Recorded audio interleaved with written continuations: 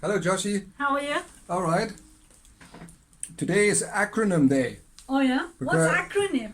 because that's abbreviation or terms people may not know what they mean or how to interpret them. Like immigration law jargon. Yeah, it's like Uh-huh. immigration law jargon. For example, what does leave to remain actually mean?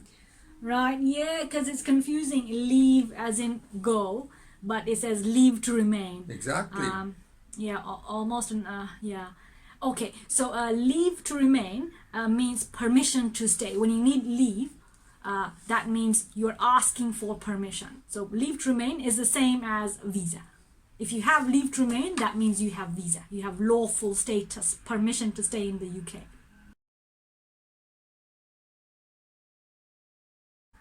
Since today is jargon day, Yeah. I wanted to see whether you knew whether and what the difference between settlement and indefinite leave to remain is. Yeah, because they're often used interchangeably. Exactly. And again, it's confusing. So settlement is to show that the person is settled in the UK. And equally, indefinite leave to remain confirms that the person has indefinite leave to remain. Indefinitely, they can stay in the UK. There is no definite period the person has to live in the UK. So it's the same thing. The practical effect is the same.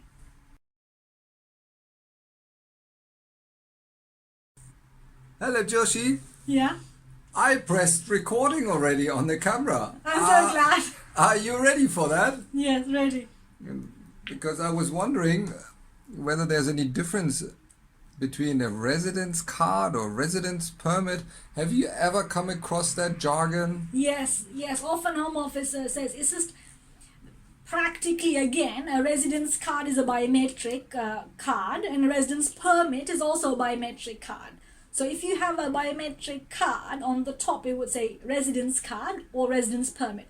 Practically makes no difference. It's simply used by the Home Office to show what permission the person has to stay in the UK. Joshi, Yeah. you appear to be on a roll today Yes, we are. because after having clarified so many different questions today, Oh, I've come across something I have no clue about, oh yeah. and that is the EU settlement scheme. Well, you're a part of many people who don't know what's going on. All right, so EU settlement scheme is introduced because of Brexit, where UK is leaving the EU. And as a result, the European nationals living in the UK have to regulate their status to continue remaining in the UK. So the EU settlement scheme is an online application system where the European nationals and their family members submit their application to continue living in the UK. And the requirement mostly is that the European national must be living in the UK by December 2020.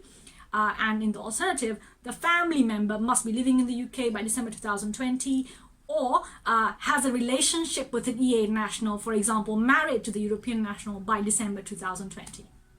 As you know, the case of CILEx. But we'll update you on that on our YouTube channel. Hello, Joshi. Yeah. I have a great idea. Oh yeah. What about if I came illegally to the UK and then I claim asylum? That's a great idea, isn't it?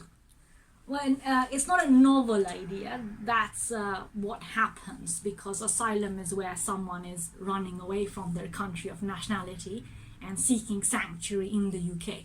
So, for example, people from the Ukraine or any other country, like recently Sudan, they would need to leave that country and seek sanctuary elsewhere. So traditionally, they wouldn't have time to go through the visa application process. But there are obviously other situations where someone may also claim asylum.